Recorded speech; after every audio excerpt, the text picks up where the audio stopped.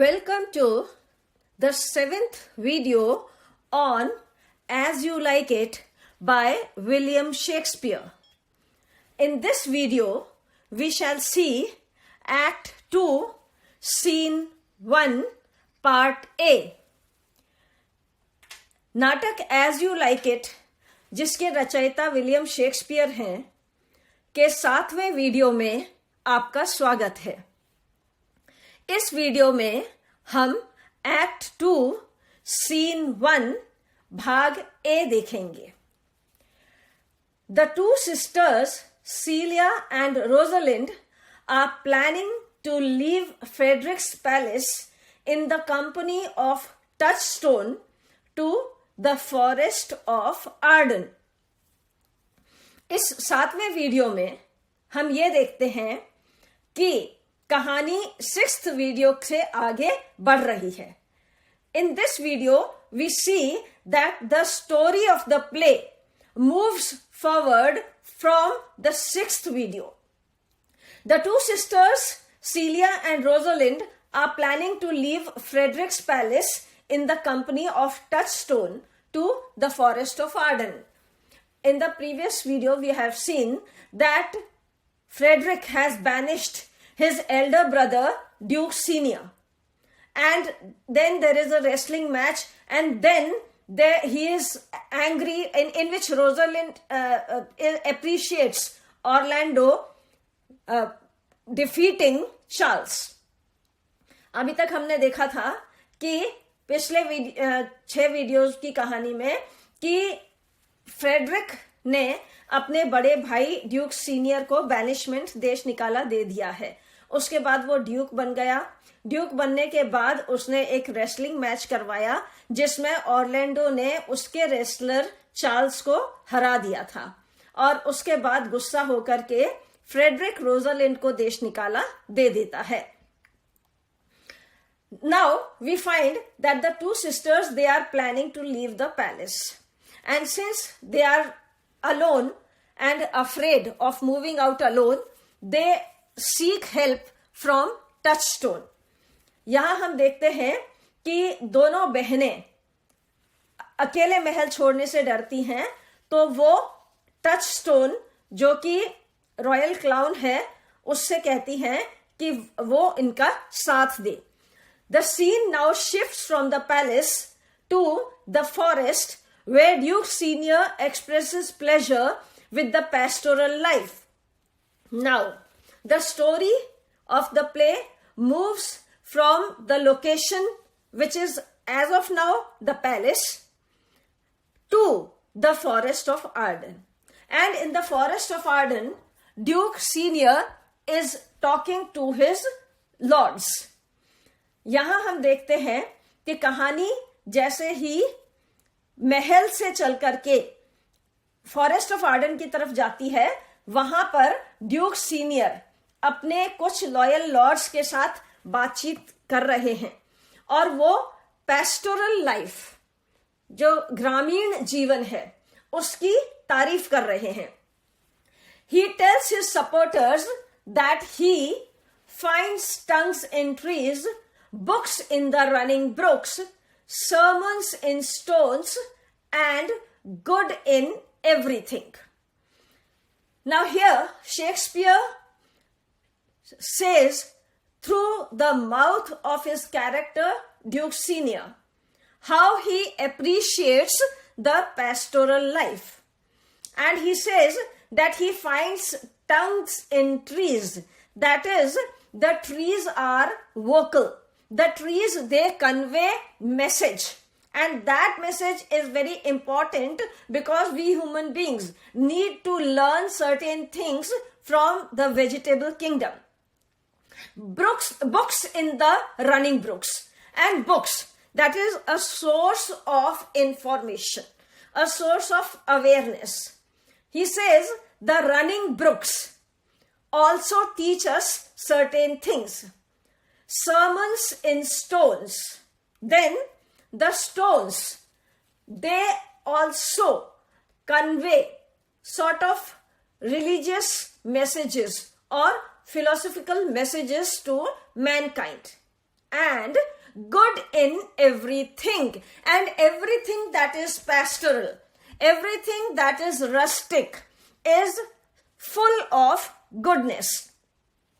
यहां हम देखते हैं कि ड्यूक सीनियर रस्टिक लाइफ के बारे में, ग्रामीण जीवन के बारे में, या जंगल में जो जीवन ये लोग बिता रहे हैं उस जीवन की तारीफ करते हैं और वो बोलते हैं he finds tongues in trees. ये जो पेड़ पौधे हैं ये हमें कुछ अपनी भाषा में संदेश प्रेषित कर रहे हैं. और जो रनिंग ब्रुक्स हैं, ये जो छोटी छोटी नहरें हैं, ये भी हमें वैसे ही संदेश प्रेषित कर रही हैं जैसे कि पुस्तकें या ग्रंथ हमें संदेश देते हैं. सर्मन्स इन स्टोन्स, और पत्थर हमें जैसे कि शिला लेख होते हैं, इस तरह से as things are inscribed on stones, precious messages are inscribed on stones, in the same manner the stones of the jungle, they also convey very rich information. वो भी बहुत गहन सोच, बहुत गहन जीवन दर्शन हमें देते हैं. And good in everything, and everything in the forest is full of goodness. और जंगल की हर वस्तु अच्छाई से भरी हुई है. Then they talk about the routine activities. Now the whole group is busy in conversation, and the nature of the conversation is a routine conversation. और उसके बाद ये सब अपनी दिनचर्या की बातें करना शुरू कर देते हैं. They need food to eat. For that, they will have to procure some eatables from the surroundings. Now, they are discussing that they need food to eat. And the food that they need is to be procured, is to be fetched from the surroundings. ये लोग वार्ता कर रहे हैं कि अब हमें भोजन का बंदोबस्त करना है और ये भोजन हमें अपने आसपास के वातावरण से ही लेना है. They look around for what can be managed. Now they have to first decide what all is possible to be obtained from the available surroundings. यहाँ जो उपलब्ध वातावरण है, उसमें जो उपलब्ध संसाधन है, उसमें से क्या प्राप्त किया जा सकता है, उस पर ये चर्चा कर रहे हैं. Apart from the vegetation around, they have to arrange for some meat to eat. Now they discuss that vegetables are okay because the trees and shrubs all around, they are sufficient to provide us green vegetables. यहाँ आसपास जो पेड़ पौधे हैं, जो झाड़ियां हैं, उन सब से हमें सब्जी या वनस्पति वाला भोजन प्राप्त हो जाएगा. फॉर दिस, लेकिन इनको they need some meat also, लेकिन इनको कुछ मांस भी चाहिए खाने के लिए. For this they will have to hunt an animal, and in order to eat meat they will have to first hunt an animal. यदि इनको मांसाहार करना है तो उसके लिए इनको शिकार करना पड़ेगा. The Duke is disturbed by the idea that they will have to hunt a deer from their own surroundings. Now the Duke reflects that earlier we used to hunt from far away places. Now we have to hunt from within our own territory. Duke इस बात से थोड़ा सा दुखी है कि अब हमें अपने ही एरिया में, अपने ही टेरिटरी में से अपने ही जानवरों को मारना पड़ेगा. Otherwise they used to go away and hunt an animal from far away. But now they will have to hunt from the very place they are residing in. Till now they used to go far away to hunt. But now they don't have an option because they are in a state of banishment. And they don't have a free movement. And if they are spotted around, they will be killed. For that reason, they have to manage everything within the limits of their confinement, the area that they are supposed to be confined within. यहाँ हम देखते हैं कि पहले ये लोग घूमने फिरने के लिए स्वतंत्र होते थे तो दूर जाकर के पशु का शिकार करके ले आते थे. लेकिन अब बैनिशमेंट, देश निकाला हो रखा है, उस स्थिति में इनके पास एक सीमित दायरा है, उस सीमित दायरे के अंदर ही इनको अपना शिकार करना है, क्योंकि अगर उस दायरे से बाहर ये पाए गए तो जान को खतरा है. He says he is unhappy as they must kill the deer in their own confines. At this point, the first lord comes and tells him about a person who is lying near the brook. Now, the Duke Senior is unhappy over the thought that they will have to kill a deer in their own confines. Duke senior दुखी मन से कहते हैं कि हमारे पास कोई रास्ता ही नहीं है, हमें अपने ही एरिया के किसी हिरण को मारना होगा. इसी समय पर फर्स्ट लॉर्ड आता है और वो बताता है कि यहां पर ब्रुक के पास, नहर के पास एक व्यक्ति है. This person is sad and gloomy. He is lamenting and rambling about something. Now the first lord comes and tells that the person who is lying near the brook is babbling, is rambling, is saying something, muttering something. And this person looks very sad and gloomy. First lord आकर के बताता है कि यहाँ नहर के किनारे एक व्यक्ति है जो देखने में बहुत ही अवसादग्रस्त लग रहा है, दुखी लग रहा है और वो कुछ बड़बड़ा रहा है. The Duke's mood changes when he hears the first lord's account of the lamentations of the melancholy Jacques. Now, when the first lord tells him about the appearance and behavior of melancholy Jacques, at this time the Duke's mood changes to a little bit of amusement. And now there is a change of situation.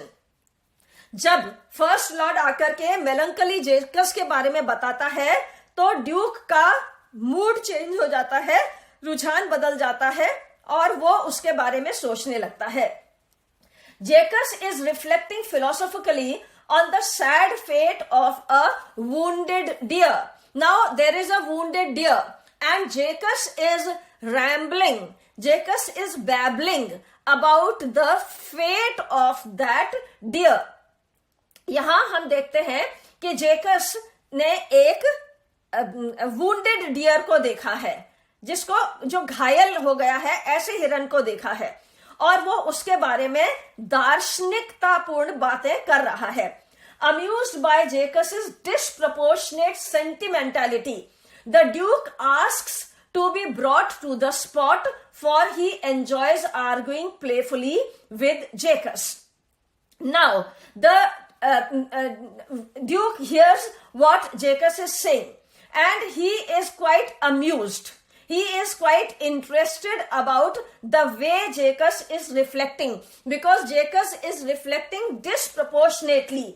बहुत ही अजीब तरीके से वो बात कर रहा है और ऐसे में वो उसको बहुत मनोरंजन दिखाई देता है ड्यूक सीनियर को, और वो देखता है कि एक डियर की स्थिति को देख करके वो कितना सेंटिमेंटल होकर के बातें कर रहा है. And he enjoys arguing playfully with जेकस, और वो जेकस के साथ बहुत ही प्लेफुली, बहुत ही मजेदार तरीके से बात करने में इंटरेस्टेड हो जाता है. Now let us see the glossary of important words and phrases to understand act 2 scene 1 part A. अब हम एक्ट 2 सीन 1 पार्ट ए को समझने के लिए कुछ शब्द और वाक्यांश देखते हैं. फाइंड टंग्स, फाइंड ओकेजन और chance to say something about, किसी विषय पर बोलने का अवसर मिलना. Book, a written work that is published as printed pages fastened together inside a cover or in electronic form, मुद्रित अथवा इलेक्ट्रॉनिक रूप में प्रकाशित या लिखित कृति, पुस्तक, किताब या ग्रंथ. A number of pieces of paper fastened together inside a cover for people to write or draw on. लिखने या चित्र बनाने के लिए पुस्तिका, कॉपी या notebook. Brook, a small flow of water, छोटी जलधारा. sermon, a sermon is an oration or lecture by a preacher who is usually a member of the clergy. Sermons address a scriptural, theological, or moral topic, usually expounding on a type of belief, law, or behavior within both past and present contexts. The act of delivering sermon is called preaching. Here we see Duke Senior says that he can see sermon in the stones. He can see that the stones are imparting sermons. Duke Senior ये बोलते हैं कि पत्थर भी हमें उपदेश देते हैं. तो जंगल में रहने वाले ड्यूक सीनियर के लिए पत्थर भी एक संदेश दे रहे हैं, और जो पत्थरों से प्रेषित संदेश है उसको वो बहुत महत्वपूर्ण मानते हैं. धर्मोपदेश, धर्म विषयक व्याख्यान या प्रवचन. Procure, to obtain something, especially with difficulty, to get possession of something, to obtain something by particular care and effort. कुछ प्राप्त करना विशेषतः कठिनाई से. Hunt, to run after wild animals, etc., in order to catch or kill them, either for sport or for food. शिकार खेलना, शिकार करना. To try to find somebody or something, व्यक्ति या वस्तु का पता लगाने की कोशिश करना. The act of hunting wild animals, वन्य पशुओं का शिकार. The act of looking for somebody or something that is difficult to find, व्यक्ति या वस्तु की जोरदार तलाश. Confines, the limits of something, to keep someone or something within limits, to prevent from going beyond a particular limit, area, etc. To keep a person or animal in a place such as a prison. To force or cause someone to stay in some limit. सीमाएं. Here we see that the Duke and his loyal lords, they are in a state of confinement. So Duke Senior and the lords in the forest of Arden, they are confined. यहाँ confines में हम देखते हैं कि Duke senior अपने वफादार Lord's के साथ जिन सीमाओं में बंधे हुए हैं वो उनके कन्फाइंस हैं. लेमेंट, a strong poem or other expression of sadness for somebody who has died or for something that has ended. दिवंगत आत्मा या किसी समाप्त हो चुकी वस्तु के लिए विलाप गीत या विलाप करना. Ramble, to walk in the countryside for pleasure. ग्रामीण आंचल में सैर सपाटा करना. To talk for a long time in a confused way, बोलते बोलते विषय से बहक जाना. Here the second meaning of rambling, to talk for a long time in a confused way. This meaning applies to the way Jacques is talking beside the brook about the fate of a wounded deer. यहां हम ये देखते हैं ramble का ये जो अर्थ है, बोलते बोलते विषय से बहक जाना, ये जेकस के बोलने के तरीके पे लागू होता है, क्योंकि वो दुखी होकर के एक हिरण, घायल हिरण के भाग्य के बारे में बात करना शुरू कर देता है. Melancholy, suggestive or expressive of sadness or depression of mind or spirit, causing or tending to cause sadness or depression of mind or spirit. Dismal thought, depressed in spirits, dejected, sad, pensive. उदासी की अवस्था, खिन्नता या अवसाद. Jacques is one of the main characters in Shakespeare's As You Like It. The melancholy Jacques, as he is known, is one of Duke Senior's noblemen who lives with him in the forest of Arden. Shakespeare के मुख्य पात्रों में से एक है melancholy जेकस. जैसा कि वे जानते हैं, ड्यूक सीनियर के उन महानुभावों में से एक है जो उनके साथ फॉरेस्ट ऑफ आर्डन में रहते हैं. पहले जेकस डिस्कवर हुआ है ब्रुक के पास, बाद में वो इनकी टीम को ज्वाइन कर लेता है. We find that the duke senior and his lords are already there. Then they find Jaques and then later on Jacques becomes a member of their confined family or their banished family. Disproportionate, too large or too small when compared to something else, having or showing a difference that is not fair, reasonable or expected. अन्य वस्तु की तुलना में बहुत बड़ा या बहुत छोटा, असंगत, अनुपातहीन या बेमेल. Sentimentality originally indicated the reliance on feelings as a guide to truth, but in current usage the term commonly connotes a reliance on shallow, uncomplicated emotions at the expense of reason. भावुकता, भाव प्रवणता. भावुकता ने मूल रूप से भावनाओं पर निर्भरता को सच्चाई के मार्गदर्शक के रूप में इंगित किया है, लेकिन वर्तमान उपयोग में यह शब्द आमतौर पर उथले पर निर्भर को दर्शाता है.